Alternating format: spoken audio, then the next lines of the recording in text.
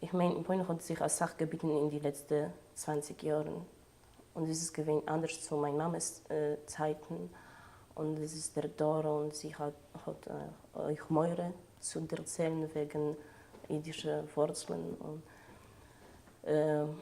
jetzt sieht es uns anders in Polen. Es ist geworden als Sache besser. Es sind da mehr Möglichkeiten, mehr Programme auch für Kinder, jüdische Schule für Kinder, jüdische Kindergarten.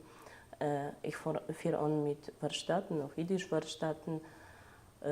Die Kirche, die jüdische Kirche hat man gegründet 1997 in Polen und seitdem hat sich Assach gebieten und jetzt kann man sagen, ist da Svive.